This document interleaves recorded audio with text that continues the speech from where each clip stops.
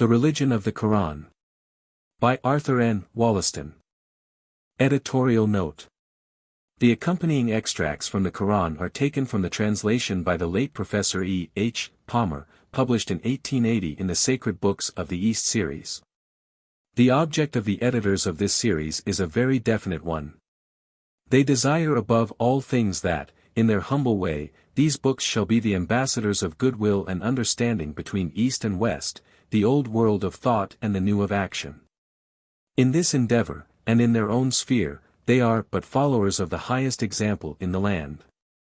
They are confident that a deeper knowledge of the great ideals and lofty philosophy of Oriental thought may help to a revival of that true spirit of charity which neither despises nor fears the nations of another creed and color. Finally, in thanking press and public for the very cordial reception given to the Wisdom of the East series, they wish to state that no pains have been spared to secure the best specialists for the treatment of the various subjects at hand. L. Cranmer Bing. S. A. Kapadia. Northbrook Society. 21, Cromwell Road. Kensington, S. W. How do you find this book? Any thoughts about the book or the author? Any suggestion for improvement? Please take a moment to share your thoughts in a comment. If you like it, share it with your friends who might enjoy it as well. Subscribe to keep in touch. Visit CompleteAudiobooks.com for more quality content. Introduction. The Quran. As the sacred volume of some 170 millions of the present inhabitants of the world, the Quran possesses an interest and importance which well merit, and will amply repay, attention and study. To the pious Mussulman it is the very word of God, the true rule of life, and the source of all his hopes for the future. It is universally allowed to be written with the utmost elegance and purity of style, though, of course, as the standard of the Arabic tongue, it scarcely comes within the pale of grammatical criticism.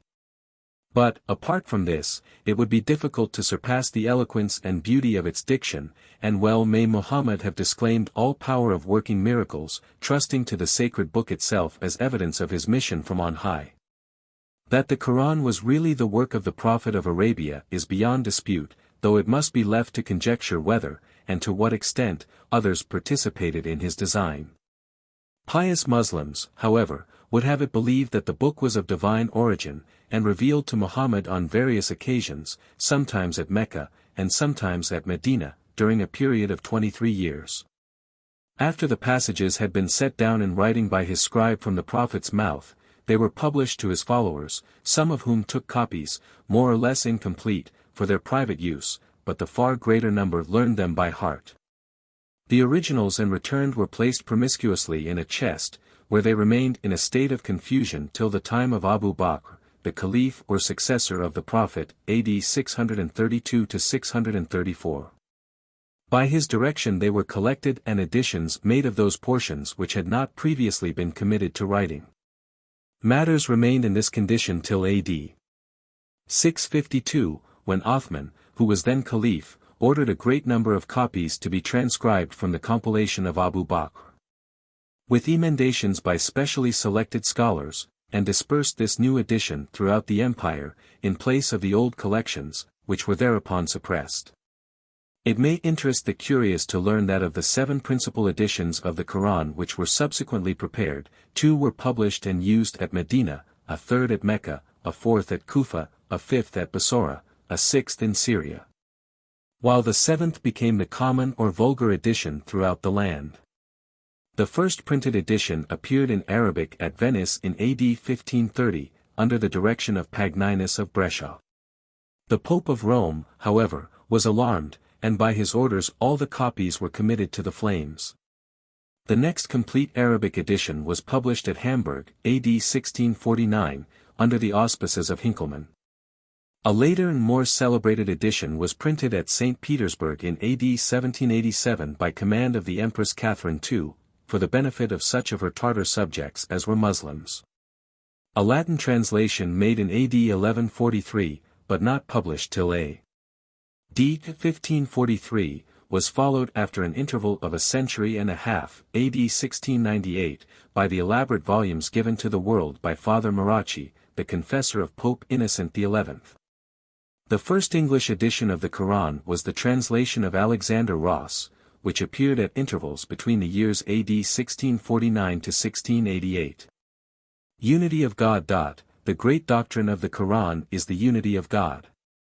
It is true that at the time Muhammad remodeled the religions of Arabia, the peoples of that land believed in one supreme deity, but they also paid adoration to the fixed stars and the planets, as well as to the angels and other intelligences which were supposed to reside in the heavenly bodies, while the worship of images, which they honored as inferior deities, was carried to such an extent that there were no less than 360 idols, one for each day in the year, before which Arab devotees were wont to prostrate themselves.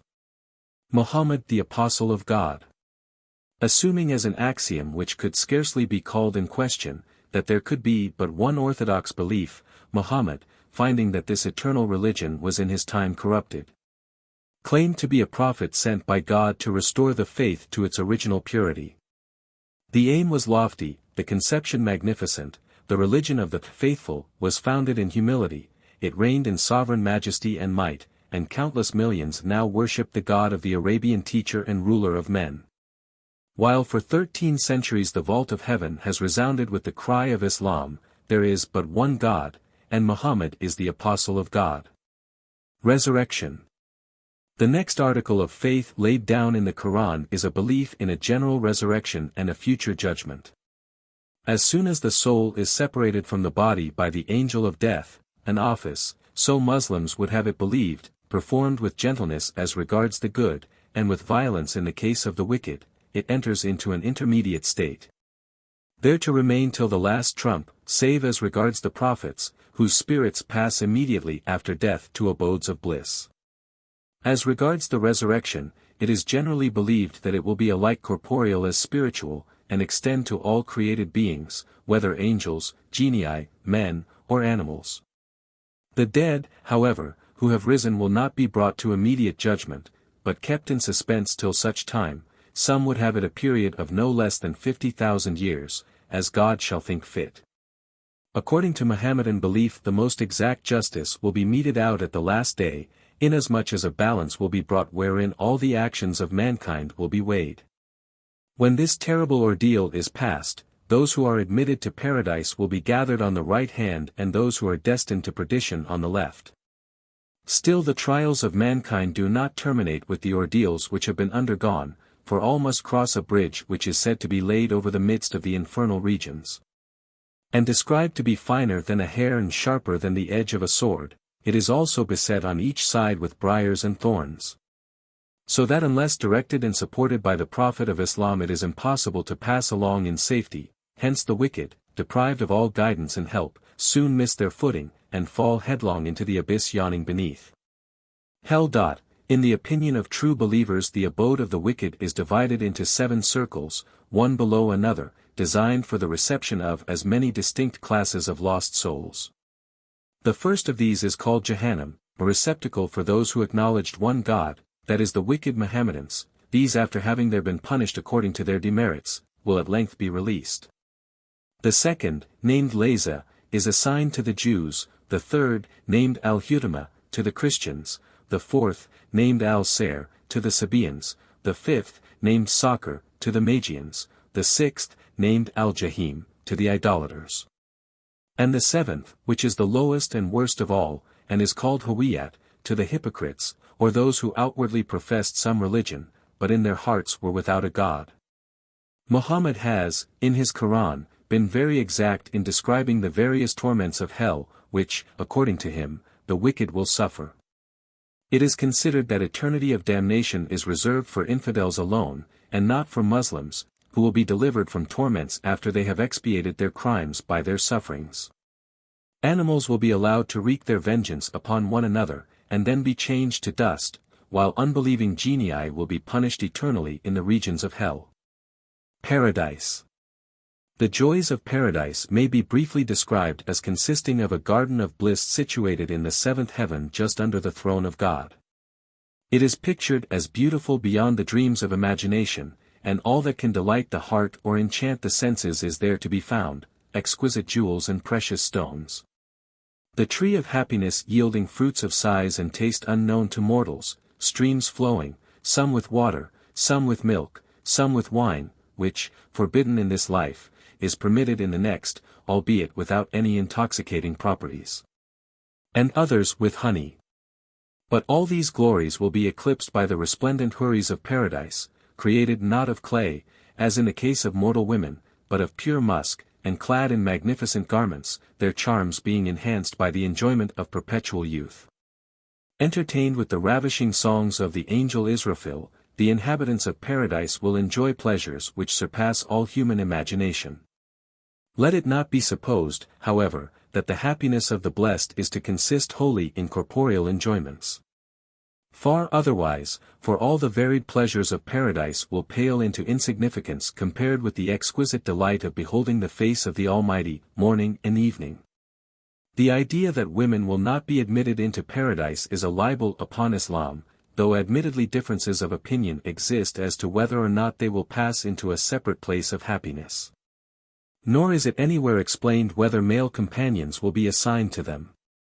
One comfort, however, remains to the fair sex in that on entering paradise they are all to become young again, an advantage which, as before explained, places them on an equality with the houris of the abode of bliss.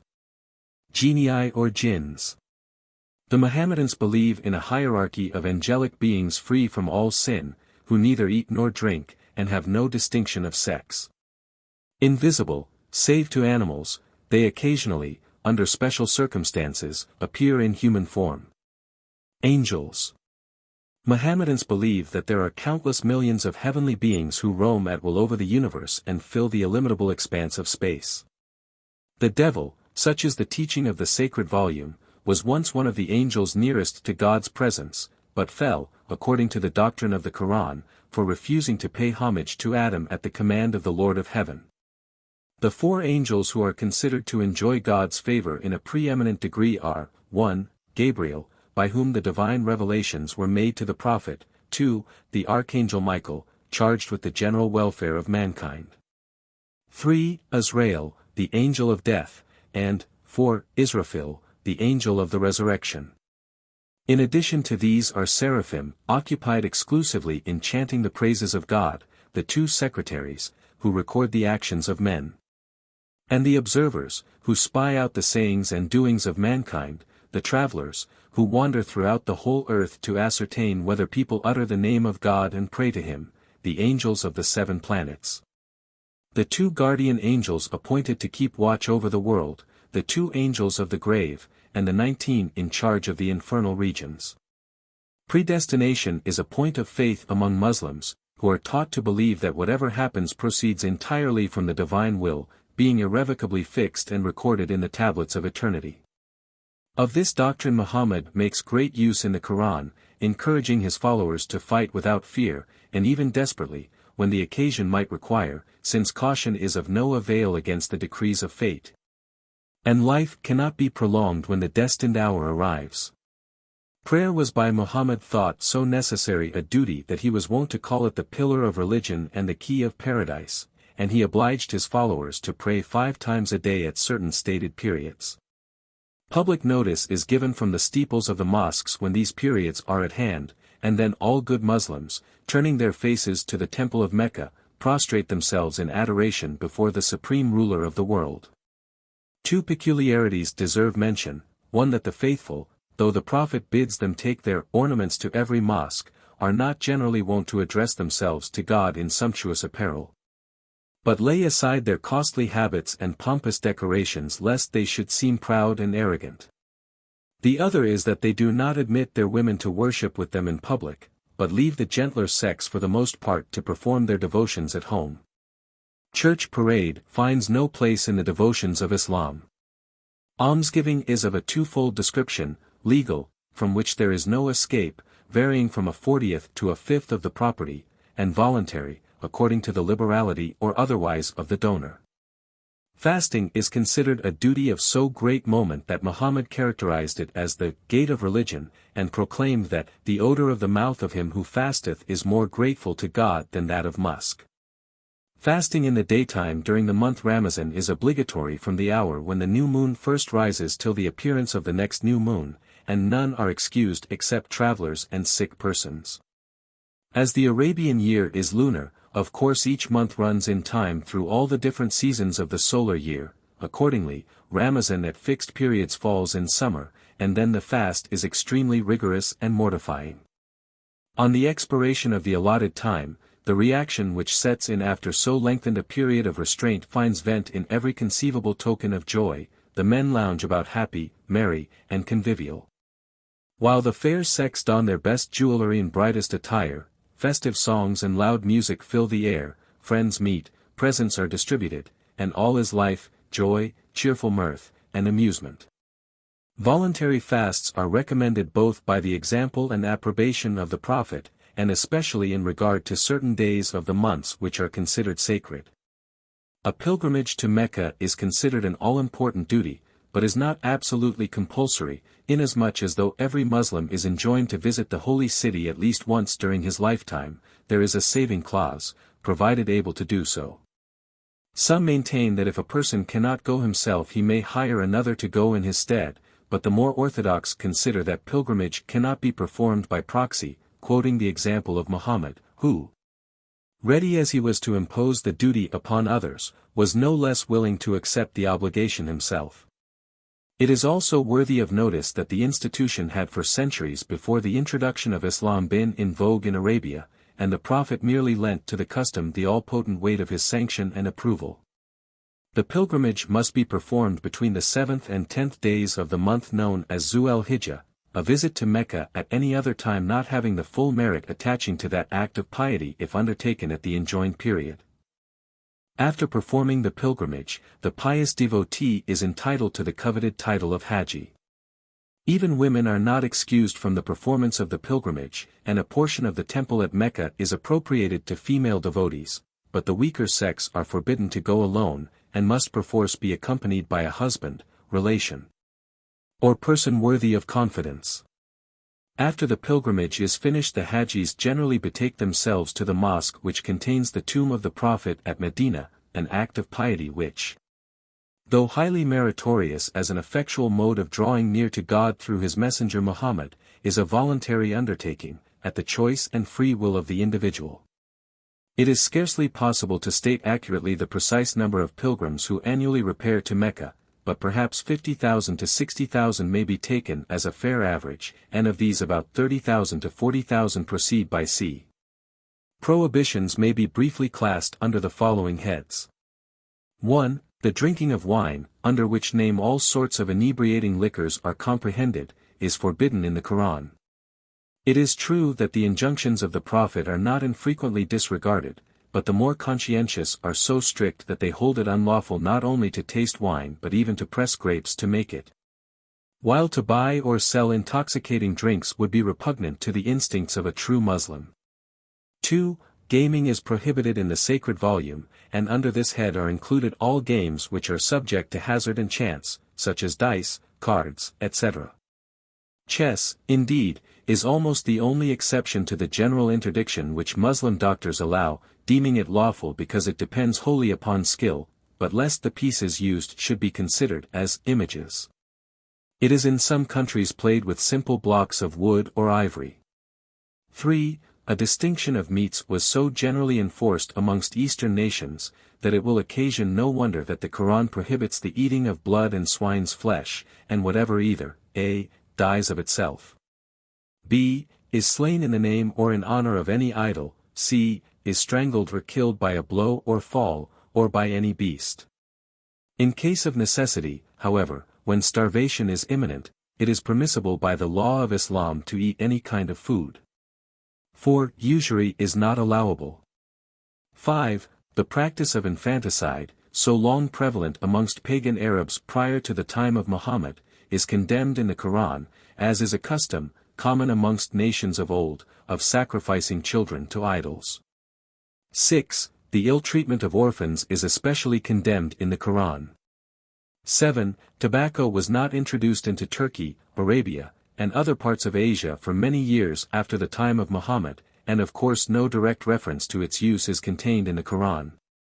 which was written little less than 1,000 years before the drug came into general use in the East. The Muslim world is, however, to some extent divided as regards the use of tobacco. Perhaps, indeed, it may be said, in general terms, that in theory it is considered an unlawful luxury, while in practice its use is more or less general. Of course there are exceptions, notably as regards the fanatical sect of the Wahhabis, on rising into power at the commencement of the 18th century, interdicted the use of a drug which they considered in the highest degree obnoxious and objectionable. Marriage amongst Muslims is a civil rather than a religious institution. But it may be well to explain that under the teaching of the Koran a true believer may marry what seems good to you, by twos, or threes, or fours, and if ye fear that ye cannot be equitable, then only one, or what your right hands possess, that is, female slaves. The purport of these injunctions is not free from doubt, as the unlimited number of concubines, to which reference is made, may be held to apply only to the case of one wife. As a matter of fact, however, the widest interpretation is generally placed upon the text by the richer part of the Muslim community, who add when so disposed to the maximum of 4 wives as many concubines as they think fit. While the humbler classes are mostly content with a solitary spouse, though, as worldly prosperity advances, not infrequently they increase the number of slave girls in the harem. Permission to put away wives at the wish and desire of their husbands is fatally easy, as the latter need not seek justification in any misconduct on the part of the women thus dismissed from the domestic hearth. Practically, however, it is open to doubt whether the wide freedom of action under both heads sanctioned by the Quran is a factor to the extent which might have been supposed as regards the everyday life of the many millions who bow the knee as co-religionists of the Prophet of Arabia. Perhaps, indeed, other injunctions which necessitate a dower and a return of money when separation occurs are a bar not less to plurality of wives, than to their indiscriminate divorce. Proselytism. Few commands in the Quran are more clear or forcible than the direction to extend the Muslim religion at the point of the sword. And it would be difficult to conceive a precept which would appeal more powerfully to the instincts of the race to whom it was addressed. The Quran or the sword is an alternative which meets the eye on every page of the history of Islam. To press upon the warriors of Arabia the need for fighting would seem almost a work of supererogation. But to hold out the bliss of paradise as a reward for those who should fall on the battlefield of the faith, was a potent means for securing a religious revival such as the world has scarcely, if ever, witnessed. It is also worthy of note that to this free use of the sword enjoined by the Prophet of Arabia, is due the extension of his religion, which as years rolled on spread far and wide amongst the nations of the earth. It was no longer the faith of a tribe, but one of the religions of the world, a powerful factor in the history of mankind. Such, in briefest outline, is the religion of Islam. To examine it fairly the critic must remember the circumstances and the surroundings in which it was founded.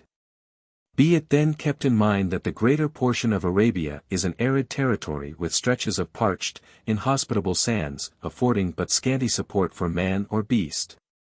This being so, can it be wondered at that the paradise held out to the denizens of such a spot is a land with flowing rivers and all the concomitants which follow in the wake of the greatest of all boons in a tropical clime, a pure limpid stream spreading delights alike to the eye as to the body, and enriching nature with all the beauties of shade and the charms of fertility.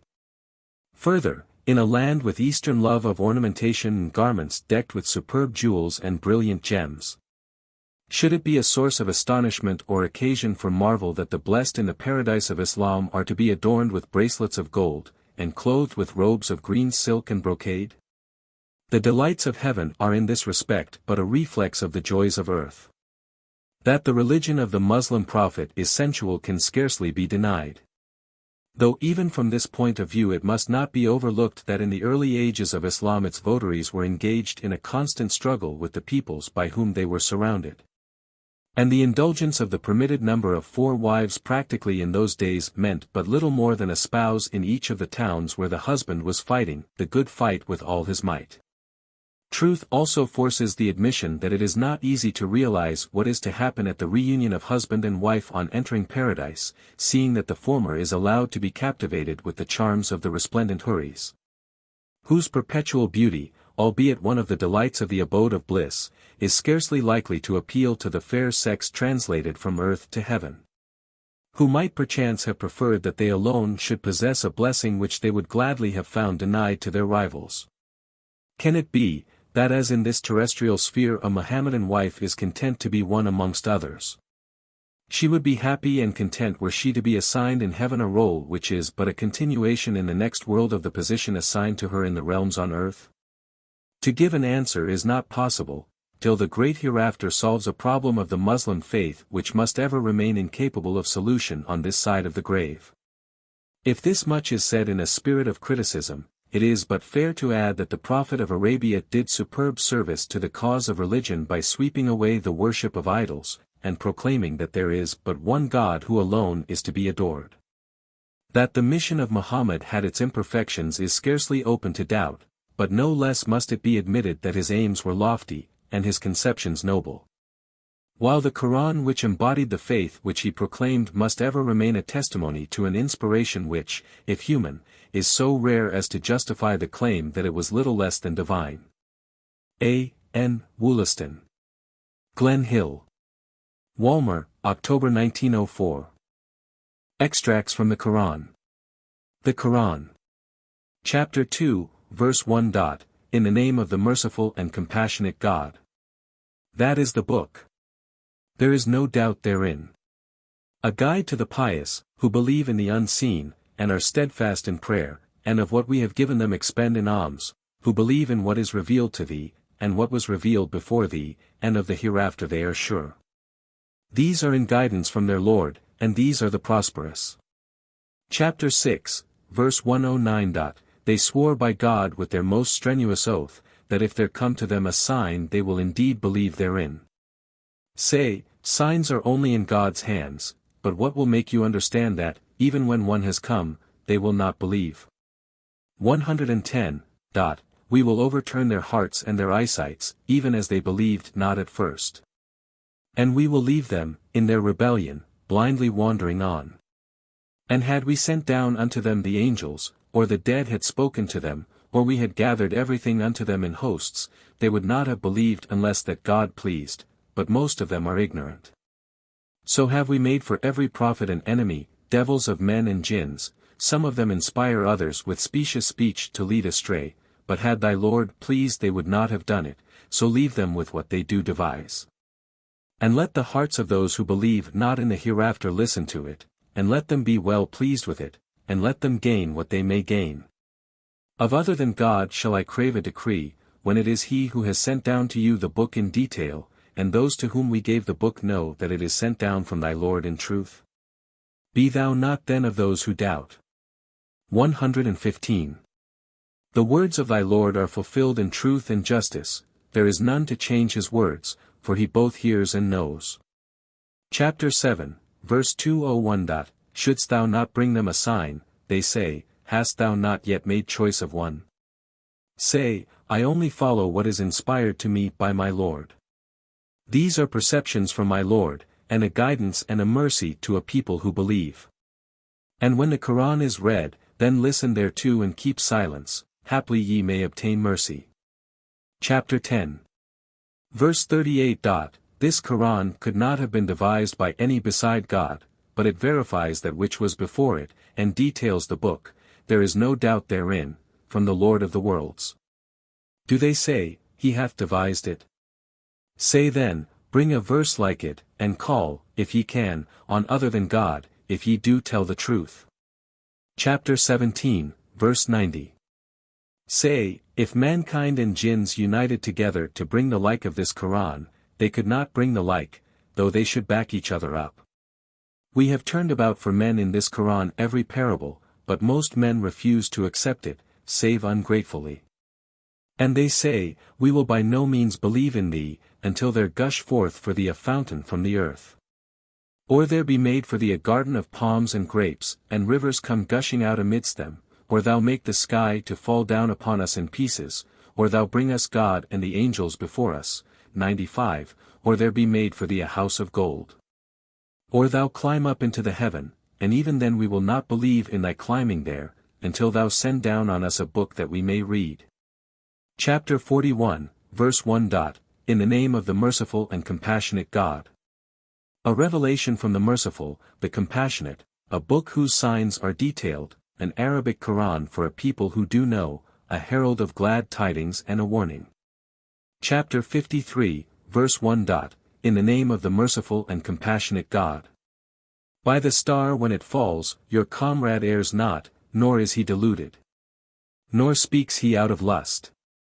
It is but an inspiration inspired. 5. One mighty in power taught him, endowed with sound understanding, and appeared, he being in the loftiest tract. Unity of God. Chapter 2, verse 256. God, there is no God but He, the living, the self-subsistent. Slumber takes him not, nor sleep. His is what is in the heavens and what is in the earth. Who is it that intercedes with him save by his permission? He knows what is before them and what behind them, and they comprehend not aught of his knowledge but of what he pleases. His throne extends over the heavens and the earth, and it tires him not to guard them both, for he is high and grand. Chapter 4, verse 51. Verily, God pardons not associating aught with him, but he pardons anything short of that to whomsoever he pleases, but he who associates aught with God, he hath devised a mighty sin. Chapter 7, verse 190. Will they associate with him those who cannot create aught, but are themselves created, which have no power to help them, and cannot even help themselves? But if ye call them unto guidance they will not follow you. It is the same to them if thou dost call them, or if thou dost hold thy tongue. Those whom ye call on other than God are servants like yourselves. Call on them then, and let them answer you, if so be ye tell the truth. Have they feet to walk with? Or have they hands to hold with? Or have they eyes to see with? Or have they ears to hear with? Call upon your partners, then plot against me, and do not wait. 195. Verily, my patron is God, who hath sent down the book, and he is the patron of the righteous. But those whom ye call on beside him cannot help you, nor can they even help themselves. But if ye call them unto the guidance they will not hear, thou mayest see them looking towards thee, yet they do not see. Take to pardon, and order what is kind, and shun the ignorant. And if an incitement from the devil incites you, then seek refuge in God, verily, he both hears and knows. Chapter 13, verse 15. On him is the call of truth, and those who call on others than him shall not be answered at all, save as one who stretches out his hand to the water that it may reach his mouth, but it reaches it not. The call of the misbelievers is only in error. And God do those who are in the heavens and the earth adore, whether they will or no. As do their shadows also morn and eve. Say, who is Lord of the heavens and the earth? Say, God. Say, do ye take beside God patrons who cannot control profit or harm for themselves? Say, shall the blind and the seeing be held equal? Or shall the darkness and the light be held equal? Or have they made associates with God who can create as he creates, so that the creation seem familiar to them? Say, God is the creator of everything, and he is the one, the dominant. Chapter 17, verse 23. Put not with God other gods, or thou wilt sit despised and forsaken. Chapter 19, verse 91. They say, the merciful has taken to himself a son, ye have brought a monstrous thing. The heavens well nigh burst asunder thereat, and the earth is riven, and the mountains fall down broken, that they attribute to the merciful a son. But it becomes not the merciful to take to himself a son.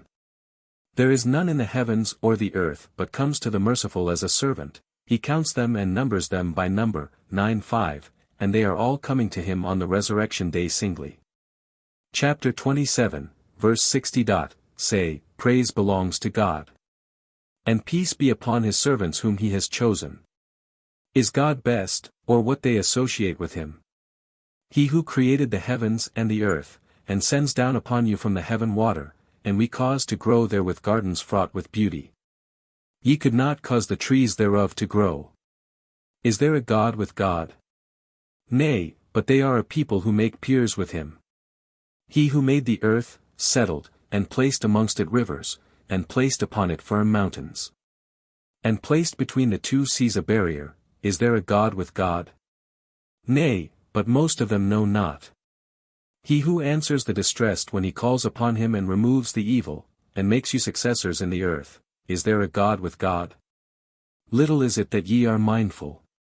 He who guides you in the darkness, of the land and of the sea, and who sends winds as glad tidings before his mercy, is there a God with God? Exalted be God above what they associate with him. 65. He who began the creation and then will make it return again, and who provides you from the heavens and the earth, is there a God with God? So bring your proofs if ye do speak the truth. Chapter 6, verse 1. In the name of the merciful and compassionate God. Say, He is God alone. God the Eternal. He begets not and is not begotten.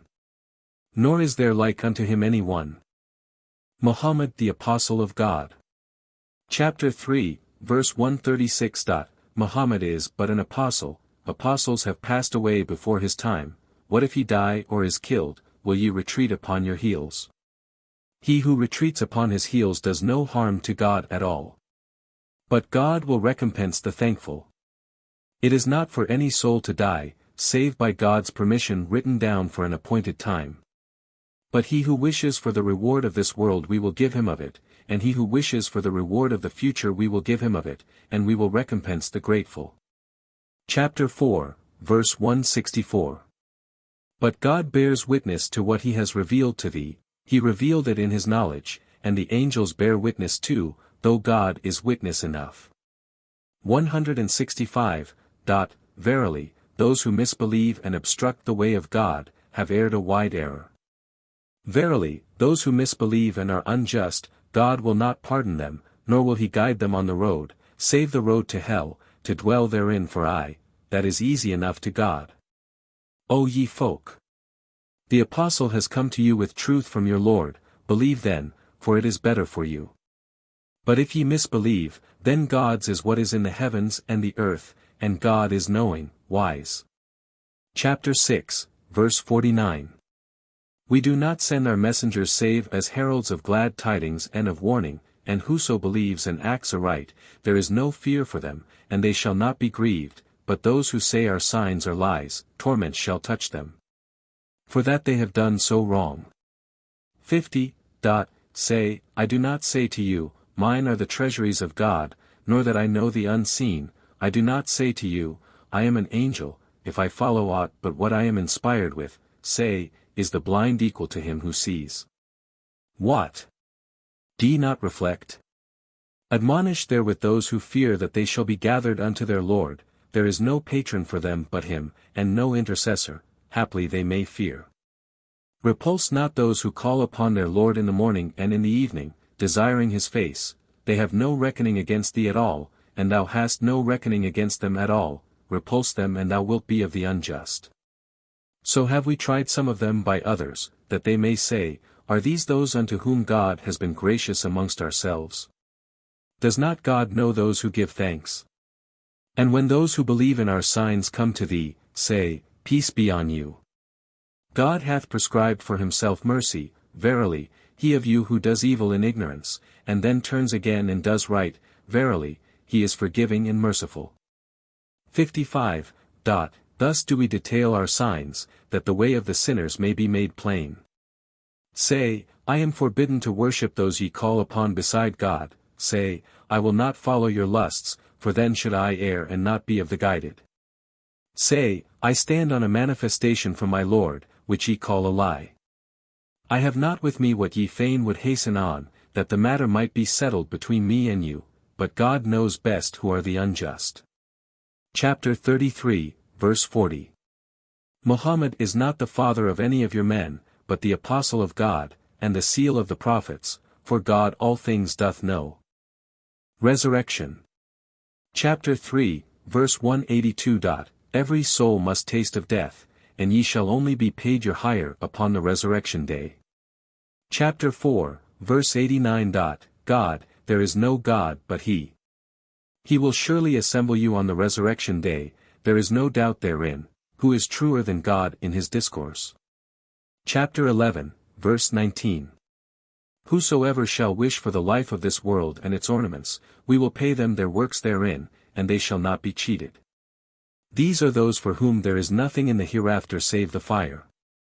And void is what they made therein, and vain what they were doing. Chapter 14, verse 49. Think then not indeed that God fails in his promise to his apostles, verily, God is mighty, the Lord of vengeance.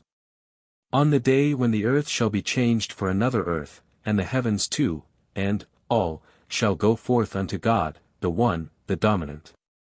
50. Thou shalt see the sinners on that day bound together in fetters, with shirts of pitch, and fire covering their faces, that God may reward each soul according to what it has earned. Verily, God is swift at reckoning up. Chapter 16, verse 34. To those whom the angels take off in a goodly state they shall say, Peace be upon you.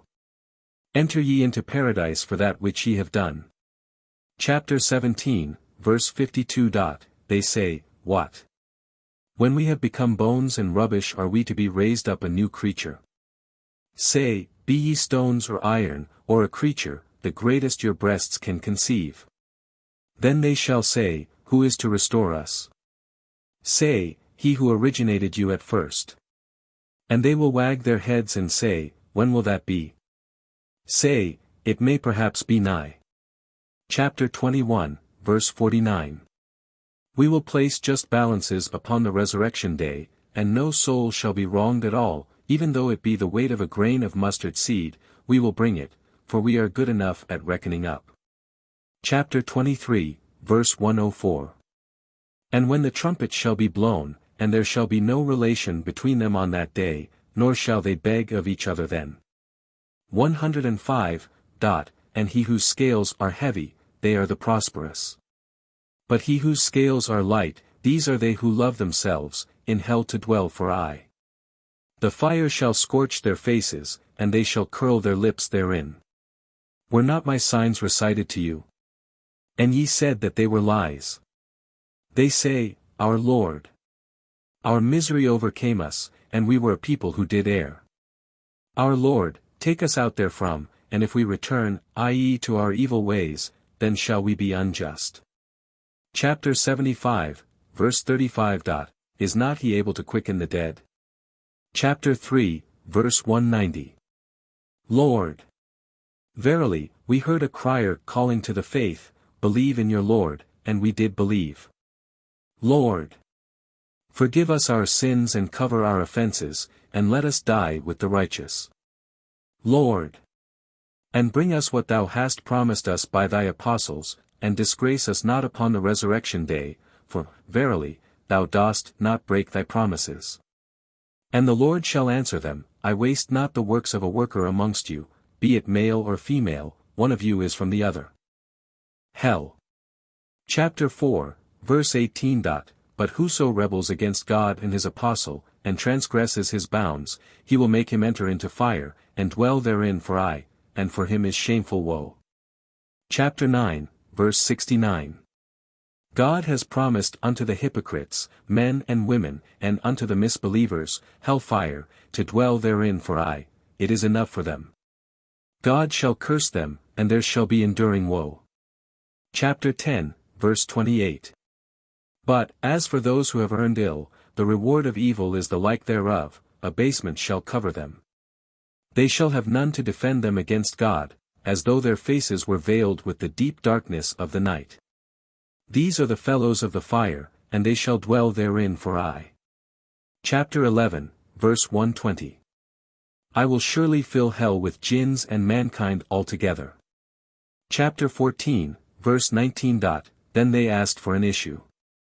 And disappointed was every rebel tyrant. Behind such a one is hell, and he shall be given to drink liquid pus. 20. He shall try to swallow it, but cannot gulp it down, and death shall come upon him from every place, and yet he shall not die. And behind him shall be rigorous woe. Chapter 15, verse 44. It, hell, has 7 doors, at every door is there a separate party of them. Chapter 18, verse 28. But say, the truth is from your Lord, so let him who will, believe. And let him who will, disbelieve. Verily, we have prepared for the evildoers a fire, sheets of which shall encompass them. And if they cry for help, they shall be helped with water like molten brass, which shall roast their faces, an ill drink and an evil couch. Chapter 22, verse 20. These are 2 disputants who dispute about their Lord, but those who misbelieve, for them are cut out garments of fire, there shall be poured over their heads boiling water, wherewith what is in their bellies shall be dissolved and their skins too. And for them are maces of iron. Whenever they desire to come forth therefrom, through pain, they are sent back into it, and taste ye the torment of the burning. Chapter 35, verse 32. But those who misbelieve, for them is the fire of hell. It shall not be decreed for them to die, nor shall aught of the torment be lightened from them, thus do we reward every misbeliever. Chapter 37, verse 60.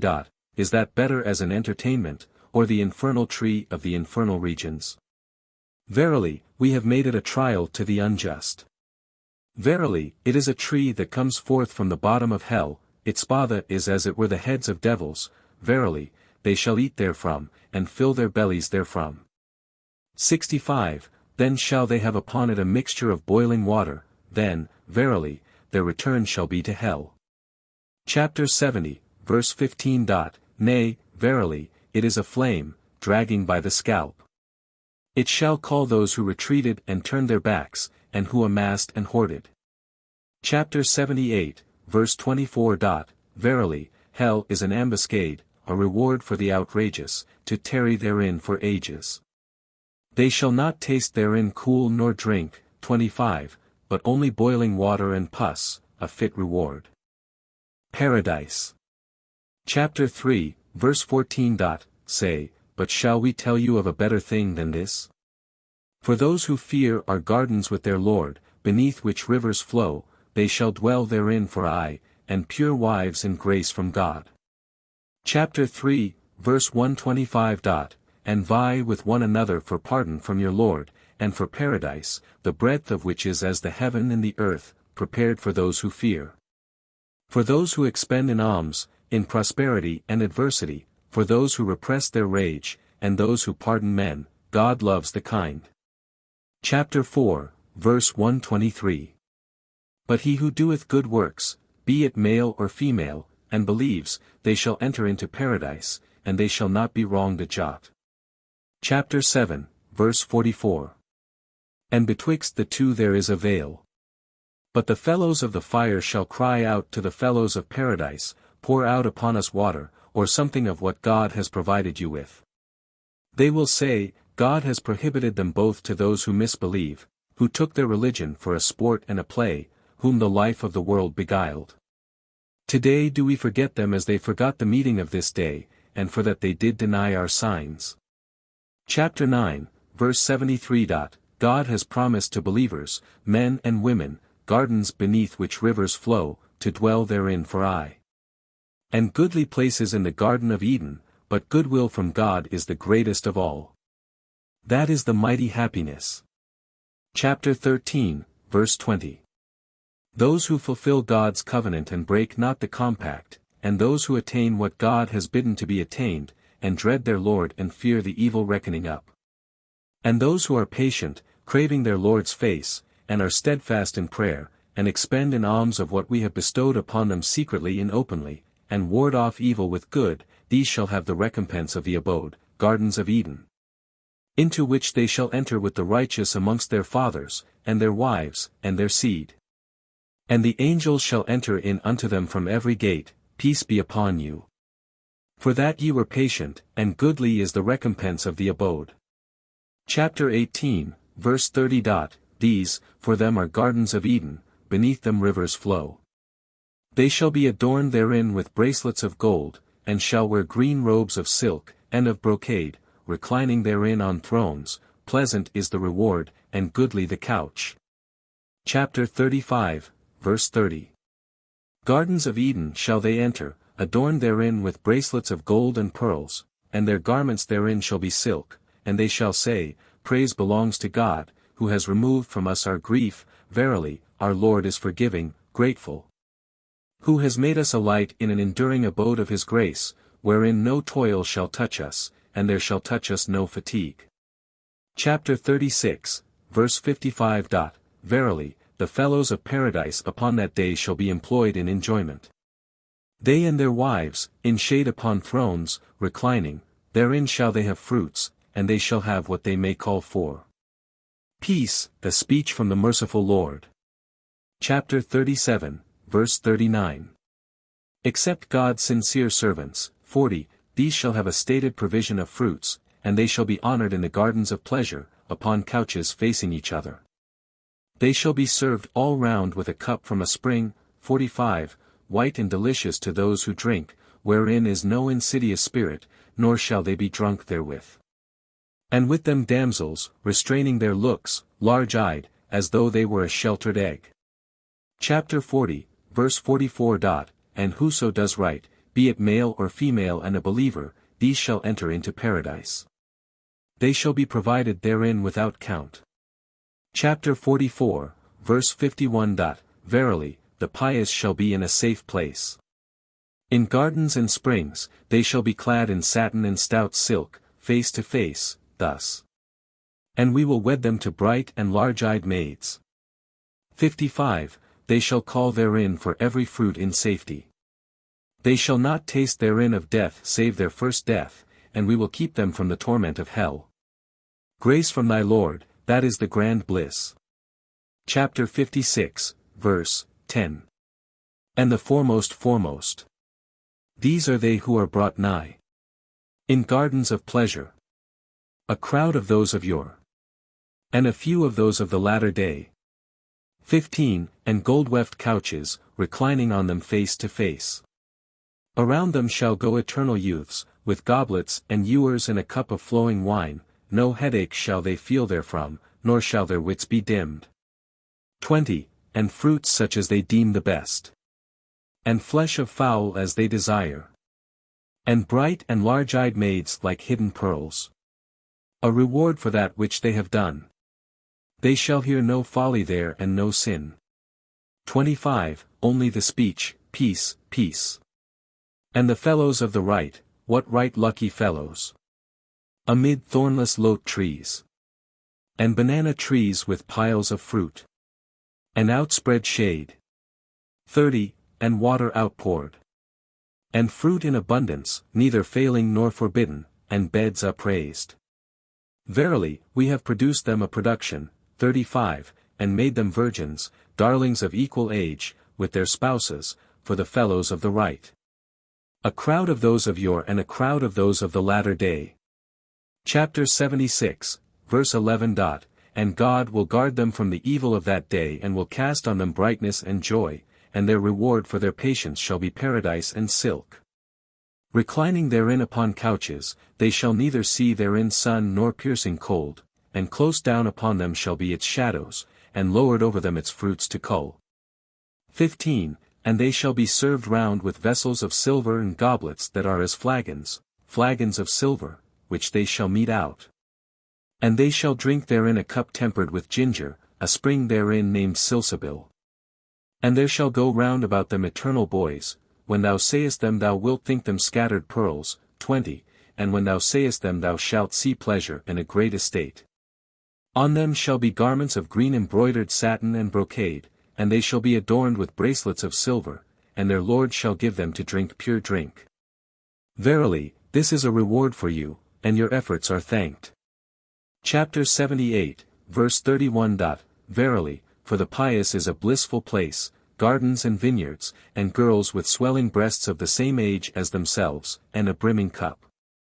35. They shall hear therein no folly and no lie, a reward from thy Lord, a sufficient gift. Chapter CI, verse 5. And as for him whose balance is heavy, he shall be in a well-pleasing life. But as for him whose balance is light, his dwelling shall be the pit of hell. And who shall make thee know what it is? A burning fire. Genii or Jinns. Chapter 6, verse 112. So have we made for every prophet an enemy, devils of men and jinns, some of them inspire others with specious speech to lead astray, but had thy Lord pleased, they would not have done it. So leave them with what they do devise. Verse 127. And on the day when he shall gather them all together, O assembly of the jinns, ye have got much out of mankind. And their clients from among mankind shall say, O our Lord, much advantage had we one from another, but we reached our appointed time which thou hadst appointed for us. Says he, the fire is your resort, to dwell therein for aye. Save what God pleases, verily, thy Lord is wise and knowing. Chapter 11. Verse 120. I will surely fill hell with jinns and mankind altogether. Chapter 15, verse 28. And the jinns had we created before of smokeless fire. Chapter 51, verse 55. And I have not created the jinn and mankind save that they may worship me.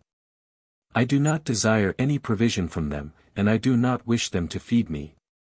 Chapter 72, verse 1. In the name of the merciful and compassionate God. Say, I have been inspired that there listened a company of the jinn, and they said, we have heard a marvelous Koran that guides to the right direction. And we believe therein, and we join no one with our Lord, for, verily, he, may the majesty of our Lord be exalted, has taken to himself neither consort nor son. And, verily, a fool among us spake against God wide of the mark.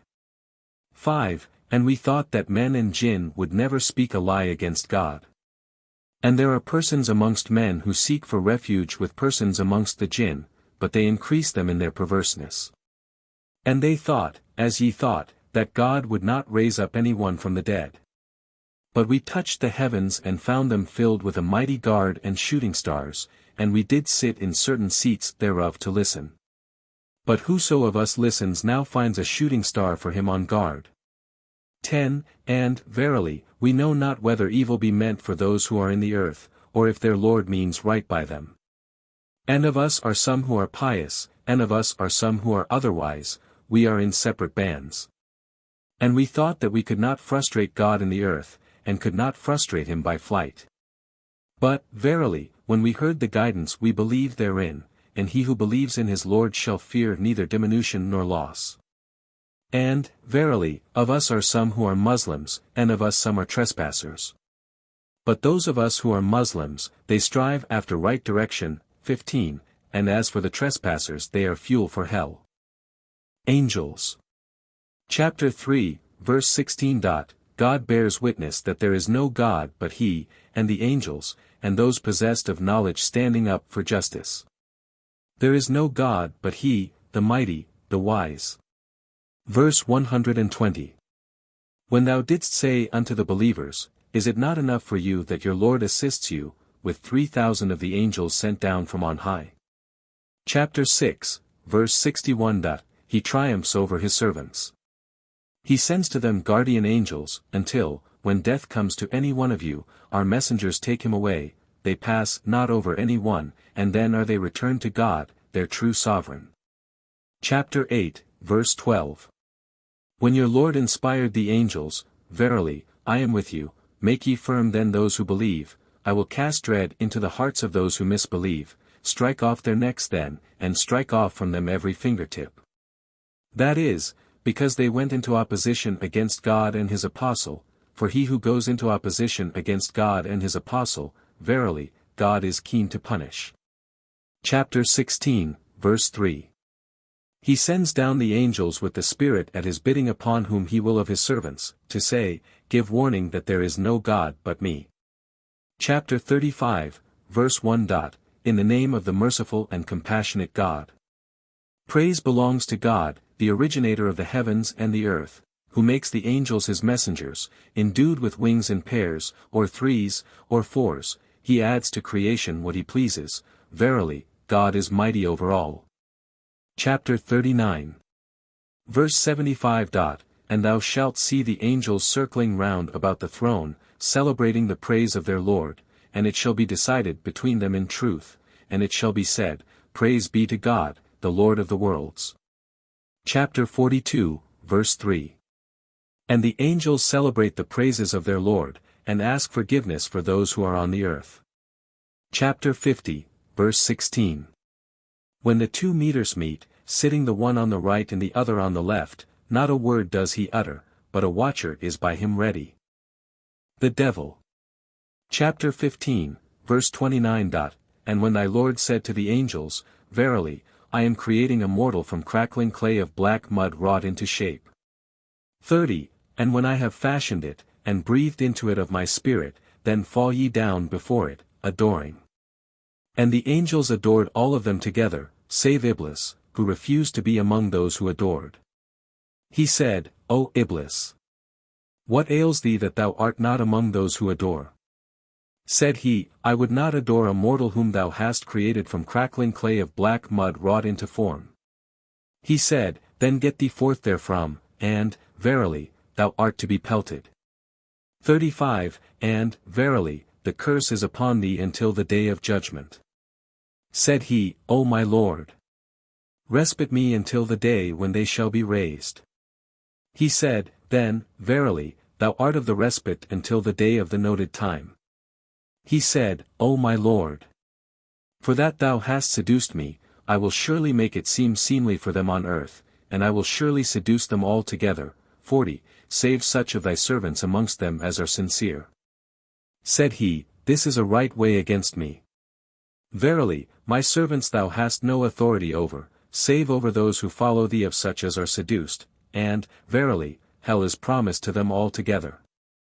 Predestination. Chapter 3, verse 163. Those who said of their brethren, whilst they themselves stayed at home, had they obeyed us they would not have been killed, say, Ward off from yourselves death, if ye do speak the truth. Chapter 7. Verse 33. Every nation has its appointed time, and when their appointed time comes they cannot keep it back an hour, nor can they bring it on. Chapter 10, verse 11. And if God should hasten on the bad to men as they would hasten on the good, their appointed time would surely be fulfilled. But we will let those who hope not for our meeting go on in their rebellion, blindly wandering on. Chapter 16, verse 63. If God were to punish men for their wrongdoing, he would not leave upon the earth a single beast, but he respites them until a stated time, and when their time comes they cannot put it off an hour, nor can they bring it on. They set down to God what they abhor themselves, and their tongues describe the lie that, good is to be theirs, without a doubt theirs is the fire, for, verily, they shall be sent on there. Chapter 17, verse 14. And every man's augury have we fastened on his neck. Chapter 21, verse 101. Verily, those for whom the good reward from us was foreordained they from it shall be kept far away. They shall not hear the slightest sound thereof, and they in what their souls desire shall dwell for aye. The greatest terror shall not grieve them, and the angels shall meet them, saying, This is your day which ye were promised. Chapter 62. Verse 8. Say, Verily, the death from which ye flee will surely meet you, then shall ye be sent back to him who knows the unseen and the visible, and he will inform you of that which ye have done. Prayer. Chapter 2, verse 182. When my servants ask thee concerning me, then, verily, I am near, I answer the prayers prayer wiener he prays to me. So let them ask me for an answer, and let them believe in me. Haply they may be directed aright. Chapter 4, verse 104. But when ye have fulfilled your prayer, remember God standing and sitting and lying on your sides, and when ye are in safety then be steadfast in prayer. Verily, prayer is for the believers prescribed and timed. Chapter 6, verse 71. Say, Verily, God's guidance is the guidance, and we are bidden to resign ourselves unto the Lord of the worlds, and be ye steadfast in prayer and fear him, for he it is to whom we shall be gathered. Chapter 14, verse 36. Say to my servants who believe, that they be steadfast in prayer. Chapter 17, verse 80. Be thou steadfast in prayer from the declining of the sun until the dusk of the night, and the reading of the dawn. Verily, the reading of the dawn is ever testified to. Chapter 20, verse 132. Bid thy people to prayer, and persevere in it, we do not ask thee to provide. We will provide, and the issue shall be to piety. Chapter 22, verse 76. Be ye then steadfast to prayer, and give alms, and hold fast by God, he is your sovereign, and an excellent sovereign, and an excellent help. Chapter 2, verse 144. From whensoever thou comest forth, there turn thy face towards the sacred mosque, for it is surely truth from thy Lord, God is not careless about what ye do. 145. And from whensoever thou comest forth, there turn thy face towards the sacred mosque, and wheresoever ye are, turn your faces towards it, that men may have no argument against you, save only those of them who are unjust. And fear them not, but fear me, and I will fulfill my favors to you, perchance ye may be guided yet. Chapter 7, verse 29. O sons of Adam! Take your ornaments to every mosque. And eat and drink, but do not be extravagant, for he loves not the extravagant. Almsgiving. Chapter 2, verse 211. They will ask thee what they are to expend in alms, say, whatsoever good ye expend it should be for parents and kinsmen, and the orphan and the poor, and the son of the road. And whatsoever good ye do, verily, of it God knows. Verse 255. O ye who believe! Expend in alms of what we have bestowed upon you, before the day comes in which is no barter, and no friendship, and no intercession. And the misbelievers, they are the unjust.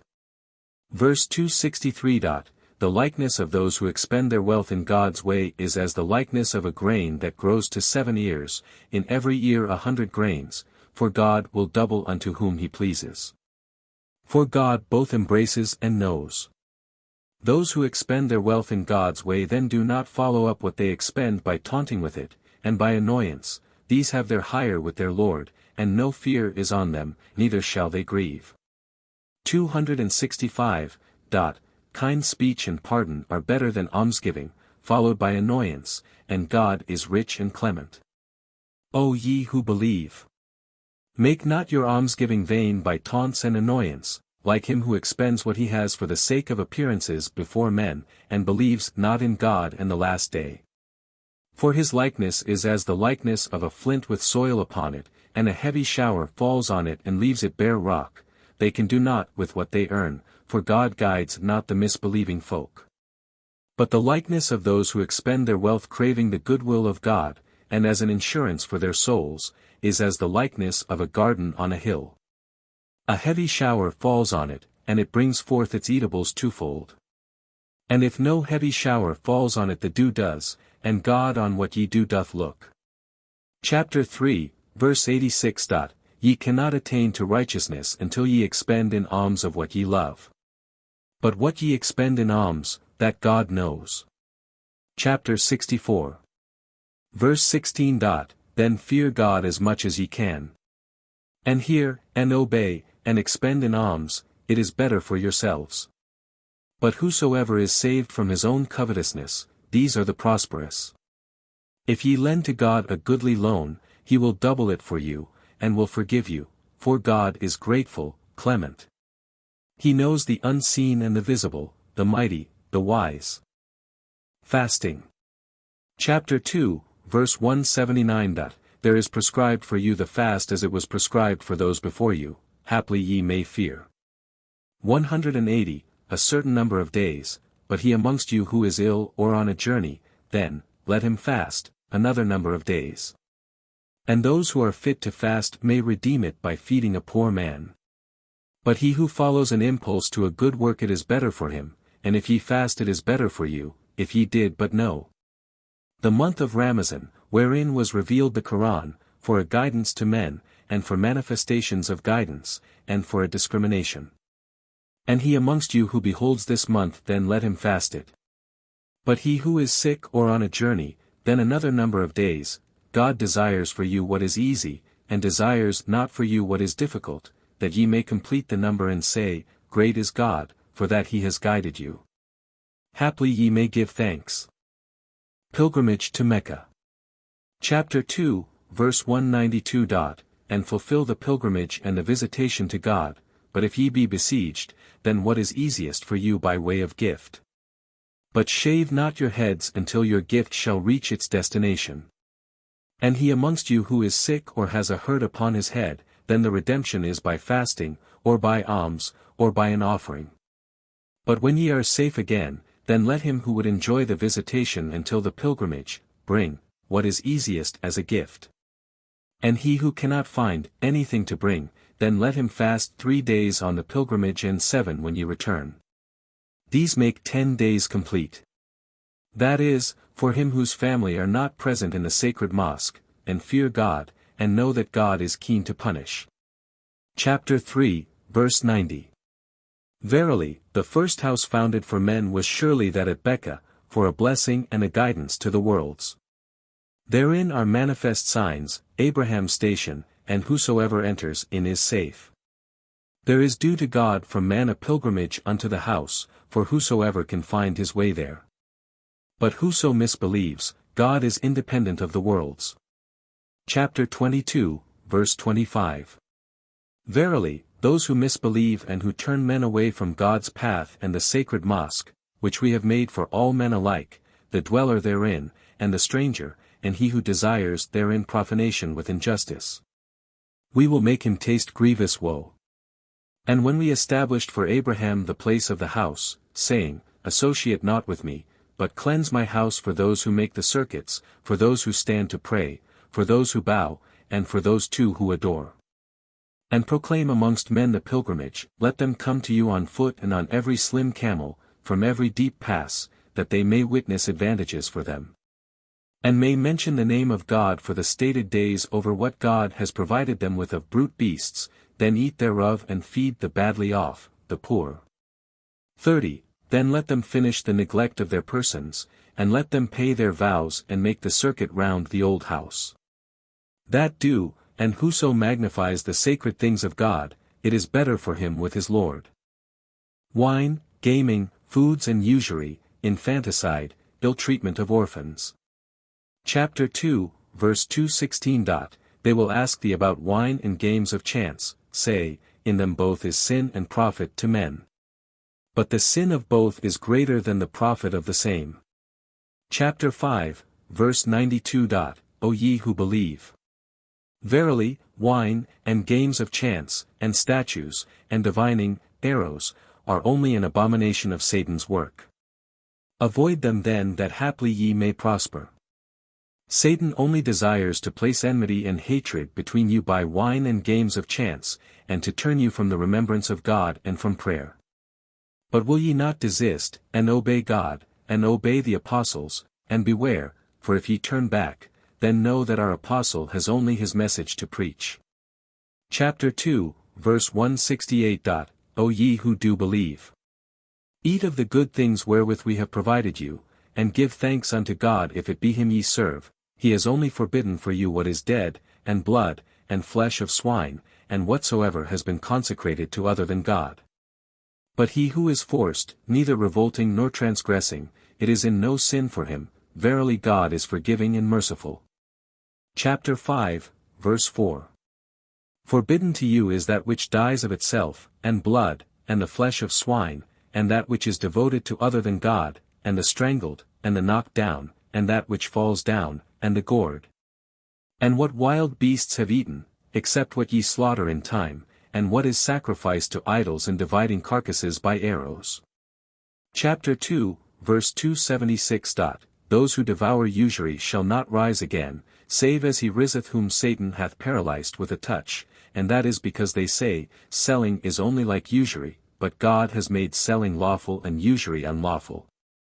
And he to whom the admonition from his Lord has come, if he desists, what has gone before is his matter is in God's hands. But whosoever returns, to usury, these are the fellows of the fire, and they shall dwell therein for aye. God shall blot out our usury, but shall make almsgiving profitable, for God loves not any sinful misbeliever. Chapter 30, verse 38. And what ye put out to usury that it may increase with the wealth of men, it shall not increase with God. But what ye put out in alms, desiring the face of God, these it is who shall gain double. Chapter 6, verse 142. Losers are they who kill their children foolishly, without knowledge, and who prohibit what God has bestowed upon them, forging a lie against God. They have erred and are not guided. Chapter 16, verse 60. When any one of them has tidings of a female child, his face is overclouded and black, and he has to keep back his wrath. He skulks away from the people, for the evil tidings he has heard. Is he to keep it with its disgrace, or to bury it in the dust? Aye. Evil is it that they judge. For those who disbelieve in the future life is a similitude of evil. But for God is the loftiest similitude, for he is the mighty, the wise. Chapter 17, verse 33. And slay not your children for fear of poverty, we will provide for them, beware. For to slay them is ever a great sin. Chapter 4, verse 10. Verily, those who devour the property of orphans unjustly, only devour into their bellies fire, and they shall broil in flames. Chapter 6, verse 153. And draw not nigh unto the wealth of the orphan, save so as to better it, until he reaches full age, and give weight and measure with justice. Marriage and divorce. Chapter 4, verse 3. Marry what seems good to you of women, by twos, or threes, or fours, and if ye fear that ye cannot be equitable, then only one, or what your right hands possess. One that keeps you nearer to not being partial. Chapter 33, verse 49. O thou prophet! Verily we make lawful for thee thy wives to whom thou hast given their hire, i.e. dowry, and what thy right hand possesses out of the booty that God has granted thee. Chapter 2, verse 226. Those who swear off from their women they must wait 4 months, but if they break their vow God is forgiving and merciful. And if they intend to divorce them, verily, God hears and knows. Divorce may happen twice, then keep them in reason, or let them go with kindness. It is not lawful for you to take from them anything of what you have given them, unless both fear that they cannot keep within God's bounds. 230. But if he divorce her, a 3rd time, she shall not be lawful to him after that, until she marry another husband, but if he divorce her too, it is no crime in them both to come together again, if they think that they can keep within God's bounds. These are God's bounds which he explains to a people who know. When ye divorce women, and they have reached the prescribed time, then keep them kindly, or let them go in reason, but do not keep them by force to transgress. For whoso does that, he is unjust to his own soul. It is no crime in you if ye divorce your women ere ye have yet touched them, or settled for them a settlement. But provide maintenance for them, the wealthy according to his power, and the straitened in circumstances according to his power, must provide in reason, a duty this upon the kind. And if ye divorce them before ye have touched them, but have already settled for them a settlement, the half of what ye have settled, unless they remit it, or he in whose hand is the marriage tie remits it. And that ye should remit is nearer to piety, and forget not liberality between you. Verily, God on what ye do doth look. And divorced women should have a maintenance in reason, a duty this on those that fear. Chapter 4, verse 24. But if ye wish to exchange one wife for another, and have given one of them a talent, then take not from it anything. Chapter 33, verse 46. O ye who believe! When ye wed believing women, and then divorce them before ye have touched them, ye have no term that ye need observe, so make them some provision, and let them go handsomely at large. Chapter 65, verse 2. And when they have reached their appointed time, then retain them with kindness, or separate from them with kindness, and bring as witnesses men of equity from among you, and give upright testimony to God. That is what he admonishes him who believes in God and the last day, and whosoever fears God, he will make for him a happy issue, and will provide for him from whence he reckon not. Proselytism. Chapter 2, verse 189.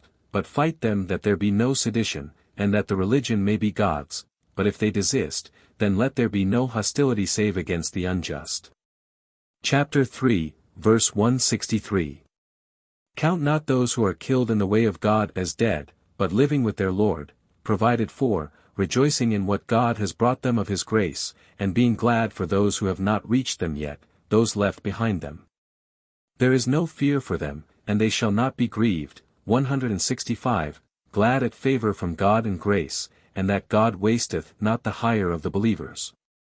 Chapter 48, verse 16. Ye shall be called out against a people endowed with vehement valor, and shall fight them or they shall become Muslims. And if ye obey, God will give you a good hire. But if ye turn your backs, as ye turned your backs before, he will torment you with grievous woe. The end.